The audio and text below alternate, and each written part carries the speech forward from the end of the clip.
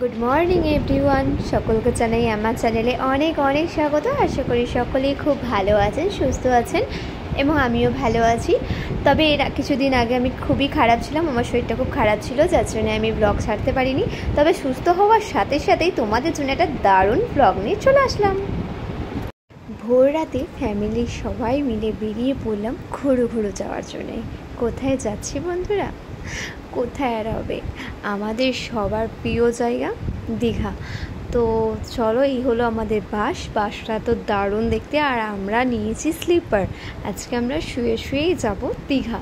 তো আমাদের বাসটা ছাড়তে এখনও 15-20 মিনিট লেট আছে। তো চলো ততক্ষণ ব্যাগপত্রগুলো রেখে দিই এবং বাসে উঠে পড়ি এবং বাসের ভেতরটাও তোমাদের সবাইকে দেখিয়ে দিই। তো এই যে আমি এখন ব্যাগগুলো রেখে দিচ্ছি ভেতরে। কিছুদিন ধরেই মনটা একটু ভালো লাগছিল না, মনে হচ্ছিলো কোথাও থেকে ঘুরে আসি। তো সবাই মিলে ঠিক করে ফেললাম, চলো দুদিনের ছুটিতে দীঘা থেকেই ঘুরে আসা যাক। তো তাই ঠিক করে ফেললাম। আর এই হলো বাসের ফ্রন্টটা, সামনেটা। এই উপরে সিটে কি করে দুজন হবে? এইটা তো না, আগে আমাদের পিছনে আছে। এই হলো এমনি সিট। বাসটা কিন্তু বেশ বড়, সিটগুলো সত্যি খুব সুন্দর। এই হলো ছোট্ট সিঁড়ি। চলো, হ্যাঁ রোগা পাতলা আছে, হয়েই যাবে। ওপরটা দেখি তো, ভাই কি ভাই চার্জার আছে? ভাই কাঁদছে তো, এখন বসবে না। না গরম হচ্ছে তো ভেতরটা। আমাদের কত বলছি পাতল একটু ভদ্র, চটি খুলে ওর মধ্যে রাখ।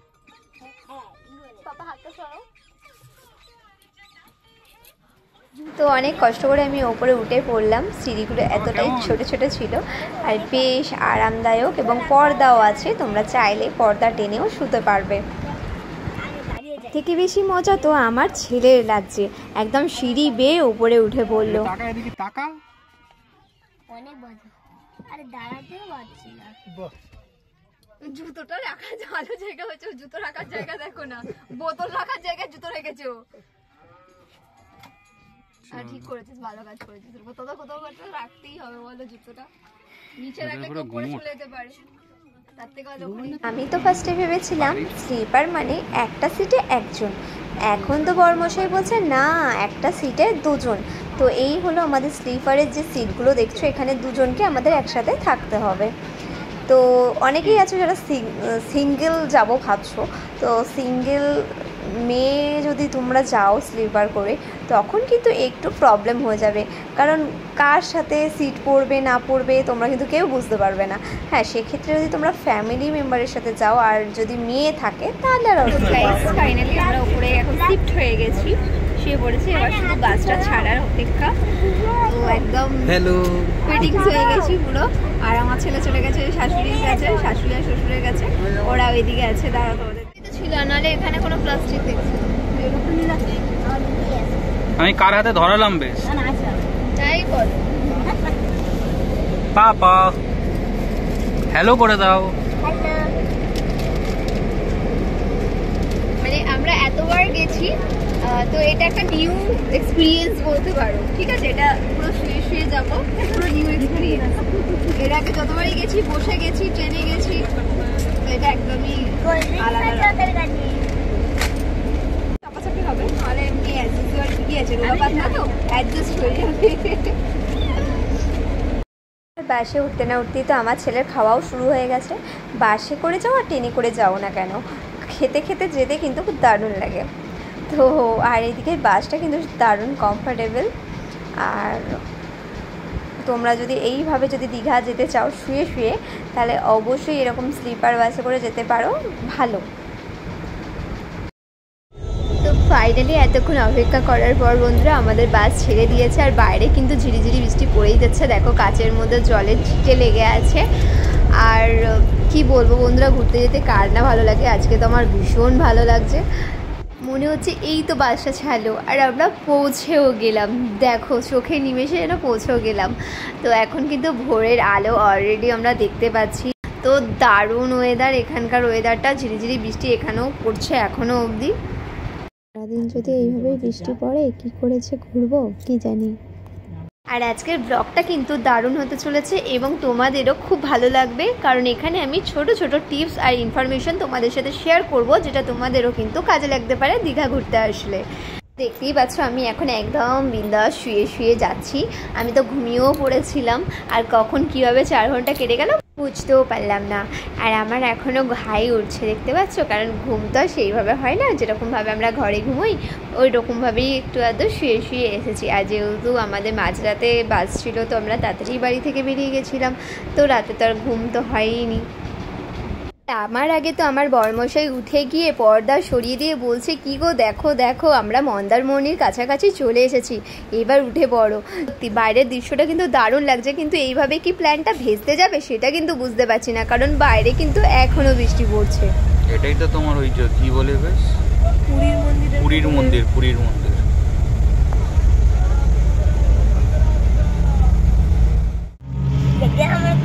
আমি কালকে যখন ছোট ছিলাম বলতে দাও দেখা আছে সুইমিং পুল।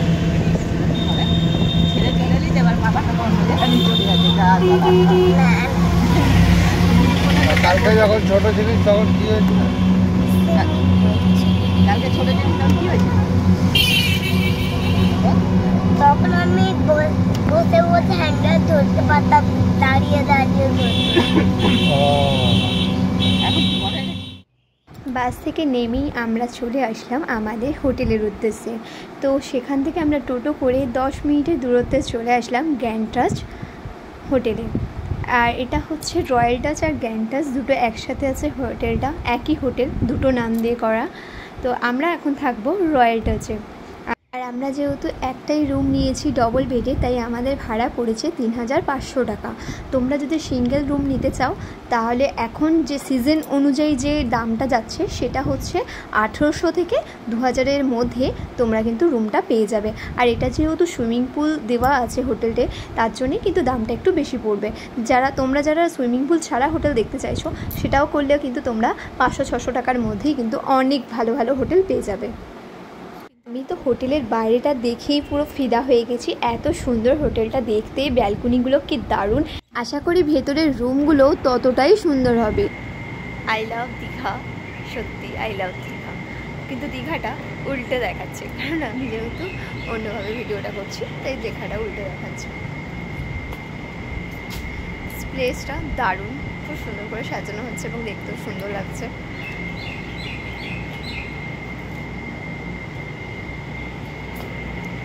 আমাদের সকলেরই প্রিয় জায়গা দীঘা, তো বছরে 1বার 2বার ঘুরে আসাই যায়, তাই না? তো আমরাও চলে আসলাম আবারও 1 বছর পর। আমরা হোটেলে লাগেজগুলো রেখেই বেরিয়ে পড়লাম ঘুরতে। খুব জোরে খিদে পেয়েছিল, তো বাইরে এসেই ভাবলাম খাওয়া যাক ব্রেকফাস্টটা, তো তার জন্য আমরা একবারে টোটো করে চলে আসলাম মোহনা। আর এখানে আসার সাথে সাথেই একটা বিশাল আকারের হাঙর মাছ আমাদের চোখে পড়লো, তো তাই জন্যে দাঁড়িয়ে পড়লাম ভিডিওটা করার জন্যে। তোমরা কি এত বড় হাঙর মাছ দেখেছো এর আগে? কমেন্ট করে অবশ্যই জানিও। আমার লাইফে আমি ফার্স্ট টাইম এত বড় হাঙর মাছ দেখলাম। মোহনায় আসলে সবাই মাছ খায় আর মাছ কেনে, কিন্তু এত সকাল সকাল কার মাছ খেতে ইচ্ছে করে বলো তো? তো চলো দেখা যাক কি কি ধরনের মাছ এবং কি প্রাইস আছে তোমাদের সাথে সেটা শেয়ার করা যাক। আমি কিন্তু কোনো মাছেরই খুব একটা বেশি ভক্ত না, হ্যাঁ খেতে হয় খাই, যে খুব ভালোবাসি তাও না, কিন্তু সত্যি বলছি এখানকার এই টাটকা টাটকা মাছগুলোকে দেখে আর এত লোভ লাগছে বন্ধুরা, কি বলবো, মনে হচ্ছে না এক্ষুনি কিনে নিয়ে ভাজা করে খেয়ে নিই। আর এত বিশাল বিশাল চিংড়ি মাছ। আর এখানে কিন্তু অনেক ছোট ছোট এরকম হোটেল আছে যেখানে তোমরা মাছ কিনে দিলে তারা রান্না করেই তোমাদেরকে দেবে। তো চলে আসলাম সমুদ্রের ধারে, আর ঢেউগুলো দেখো বন্ধুরা, ও কি মারাত্মক ঢেউ দিচ্ছে, দেখে সত্যি খুব ভালো লাগছে। আর সূর্যের আলোটা দেখো মেঘলা করে আছে, তো মানে হালকা হালকা মানে দেখা যাচ্ছে, এত সুন্দর লাগছে। তো যাই হোক, এখন তো খাওয়ার টাইম, অনেকক্ষণ ধরেই খিদে পেয়েছে বলছিলাম, তো এখন পাপা নিয়ে নিয়েছে ঘুগনি মুড়ি, মাও নিয়ে নিয়েছে ঘুগনি মুড়ি। আমার তো ঘুগনি পাউরুটি খেতে খুব ইচ্ছা করলো, তাই আমি নিয়ে নিলাম ঘুগনি আর পাউরুটি। আর আমার বড়মশাই নিল ঘুগনি ডিম টোস্ট। আর এখন তো জোয়ার চলছে, তাই সমুদ্রের জলটা এতটা কাছে, আর সমুদ্রের ঢেউগুলো উফ কি বিশাল আকারের, এবং দেখতেও কিন্তু দারুণ লাগছে দূর থেকে। তবে এই জলে তো আর নামা সম্ভব নয়, কোনো একটা বিপদ ঘটে যেতেই পারে, তাই আমরা দূর থেকেই ফটোশ্যুট করলাম। তবে যাই হোক, বৃষ্টিটা এখন একটু কমেছে, তাই বাঁচোয়া।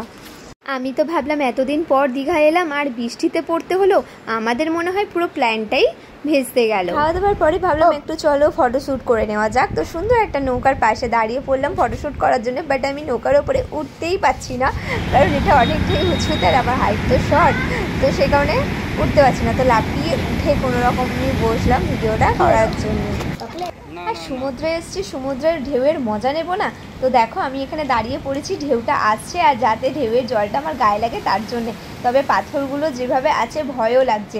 আর ওখানে দুজন ভদ্রলোককে দেখতে পাচ্ছ তো, ওরা ডাব বিক্রেতা। ওরা এখন সমুদ্রের জলে ডাবকে ভাসিয়ে দিয়ে পুজো করছে, আর ওদের গায়ের ওপর দিয়ে ঢেউয়ের জলটা চলে গেল। আর এটাই যদি আরেকটু জোরে হতো তাহলে হয়তো টেনে নিয়েও চলে যেত। এই ঢেউগুলো কিন্তু খুবই ভয়ানক, যার জন্যে পাশ থেকে কিন্তু সিটি দিয়ে আমাদেরকে অ্যালার্ট করা হচ্ছে যাতে ওখানে কেউ না যায়। আর আমার শ্বশুর শাশুড়ি দেখতেই পাচ্ছ ওপরে একদম বসে আছে আমার ছেলেকে নিয়ে, আর ঢেউগুলো কি জোরে জোরেই না আছড়ে পড়ছে। আর এখানে কিন্তু সকাল থেকেই ঝিরিঝিরি বৃষ্টি হয়েই যাচ্ছে। আমি তো ভাবলাম এতটা বেলা হয়ে গেছে নিশ্চয়ই এতক্ষণে ভাটা চলে আসবে, কিন্তু এখনও তো ভাটা এলো না। তো এখন তো আমরা আবার হোটেলে চলে যাব, তো যখন ভাটা আসবে তখন আবার আসবো, যাতে জলটা কমে যায় এবং আমরা সবাই মিলে নামতে পারি জলেতে।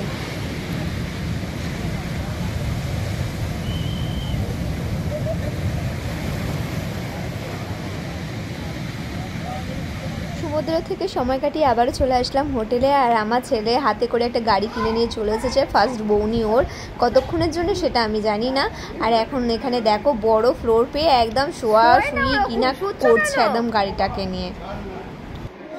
তো আমরা অনলাইন হোটেলটা বুক করেই নিয়েছিলাম, তাই আমাদের আর কোনো সমস্যা হবে না রুম পাওয়ার জন্যে।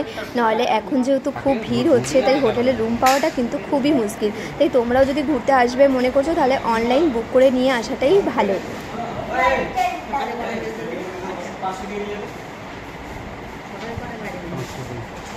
সকালে 8টা থেকে আজকে দেবো।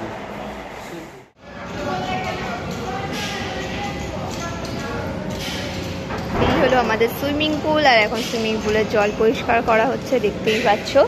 আর একটু পরে আমরা সুইমিং পুলে লাফালাফি শুরু করে দেবো। আর ওখানে সুন্দর বসার সিট আছে আরাম করার জন্যে পুলের ধারে। তার সাথে যদি একটু কোল্ড ড্রিঙ্কস বা আইসক্রিম হয়ে যায় তো পুরো ব্যাপারটাই জমে যাবে। তো চলো এবার আমাদের রুমটা তোমাদের দেখাই। আর এই হলো আমাদের বারান্দাটা রুমে যাওয়ার আগে। তো এই দেখতে পাচ্ছ এটা হচ্ছে বারান্দা, এটা লম্বা বারান্দা। ওকে চলো এবার রুমটা তোমাদের দেখিয়ে দিই।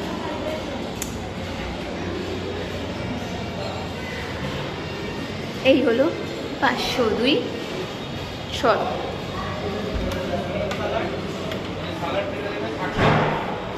এরা এখন শুয়ে শুয়ে আরাম করছে, অনেক ক্লান্ত হয়ে গেছে। আমি এসি চলছে তাই রুমের দরজাটা বন্ধ করে দিলাম। এই যে এটা হচ্ছে বাথরুম, বাথরুমটা পরে দেখাচ্ছি। এখন মা গেছে বাথরুমে। এখানে যে ডবল বেড নিয়ে নিয়েছি আমরা একটা রুমেই। 1 মিনিট। এই হলো টিভি, এই হলো কিচেন টেবিল, আর এই হলো ওয়ার্ড্রপ, একটা দিয়েছে ওয়ার্ড্রপ। এটা হচ্ছে ব্যালকনি, দারুণ একটা সুন্দর ব্যালকনি। এরকম এগুলো সব নতুন হচ্ছে, ঠিক আছে। এটা হচ্ছে সমুদ্রের পুরো উল্টো দিকে, যার জন্য এটা আমরা দেখতে পাচ্ছি। অ্যাকচুয়ালি আমরা যাব সমুদ্রটা, এই যে রাস্তাটা দেখছো যে টোটোটা আসছে, এই টোটো করেই আমরা বা পায়ে হেঁটেই আমরা এদিক দিয়ে গেলেই জাস্ট 10 মিনিট লাগবে আমাদের সমুদ্র, ঠিক আছে। চলো এসি চলছে, দরজাটা দিয়ে দিই। আর দারুণ একটা টিভি, এদিকে একটা সোফা আছে বসার জন্য, টি টেবিল। আর আমাদের এখানে একটা বড় একটা জাস্ট উইন্ডো, বাট উইন্ডোর বাইরেটা যেটা ভেবেছিলাম সেরকম কিছু নেই। এই যে একদম মাছে দেখতে পাচ্ছ, দেখার মতন কিছু নেই। ওকে, মানে অ্যাকচুয়ালি আমাদের ব্যাক সাইডটা দেওয়া হয়েছে, যার জন্য আমরা এইগুলো দেখতে পাচ্ছি। এখানে আরেকটা উইন্ডো আছে, তো বাকি এখানেও জিনিস রাখার জায়গা আছে, ওখানে জিনিস রাখার জায়গা আছে। দুটো বেড, তো ওই জন্য 3টে মোট জায়গা আছে। দারুণ ব্যাপার। আর এইদিকে রইল এসি, রুমটা ভালো বলেছে। এবারে আমরা সুইমিং পুলে যাওয়ার জন্য একদম রেডি, আর আমি একদম সিনথেটিক জামা নিয়ে এসেছিলাম। তো চলো নামা যাক। আর আমার থেকে তো আমার ছেলে বেশি এক্সাইটেড, তখন থেকে বলে যাচ্ছে মাম্মাম কখন যাব সুইমিং পুলে। তো আমার মাথা খারাপ করে দিচ্ছিল। তো ফাইনালি আমি বললাম যে চ, আর ওকে জাস্ট এমনি জামা প্যান্টই পরিয়েছি সুতির, ও জাস্ট খুলে দেবো। কথা বলতে আমার বরের এত বড় ডিজিজ হওয়ার পরেও আমরা যে দীঘা আসতে পেরেছি একদিন বা দুদিনের জন্যে, সেটা আমার সৌভাগ্য বলতে পারো। ঈশ্বরের ধন্যবাদ জানাই আমি ঈশ্বরকে অনেক অনেক, যে আমি দুদিনের জন্য এইভাবে ঘুরতে আসতে পেরেছি। তো আমার হাজব্যান্ড সমুদ্রের জল গায়ে লাগাতে পারবে না, কারণ ওর যেহেতু স্কিনে অনেক প্রবলেম বেরিয়েছে ডায়ালিসিস করার কারণে। তো সেই কারণে আজকে আমরা শুধু সুইমিং পুলটাই এনজয় করব। আর যদি কালকে সম্ভব হয় তাহলে অবশ্যই সমুদ্রে যাব, এনজয় করব, সেটাও তোমাদের সাথে শেয়ার করব। তো আজকে শুধুমাত্র সুইমিং পুল। ঈশ্বরের কাছে কামনা করব এই দুটো দিন যেন খুব ভালোভাবে আমাদের কাটে, কোনো রকম কোনো প্রবলেম যেন না হয়, এবং সবাই যেন সুস্থ থাকে, সেই কামনাই করি। জলে লাফাতে হয় সেটাই আমার বর এখন আমার ছেলেকে শেখাচ্ছে।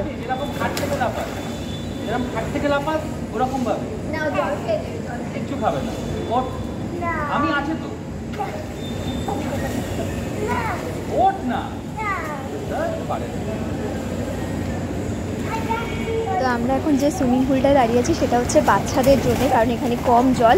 আর ওই দিকটা এগিয়ে গেলে বড়দের জন্য আছে, যেখানে অনেকটা বেশি জল। তো আমাদের ফার্স্ট ডে এখন হচ্ছে দীঘা, তো সান হলো না দীঘায় এসে, তবে সুইমিং পুলটা আমরা খুব এনজয় করলাম সবাই মিলে। তবে বাবা মা নামেনি, আর বাবুকে তুলে দিয়েছিলাম অনেক আগেই। এবার আমরা উঠলাম। তো এবার তো সুইমিং পুলে করার পরে প্রচণ্ড জোরে খিদেও পেয়ে গেছে। তো এখন বাড়ির ওপরে গিয়ে চেঞ্জ করে তারপরে কিছু খাওয়া দাওয়া করবো। ওদিকে ওঠে যাবে, চলো দিদিকটা।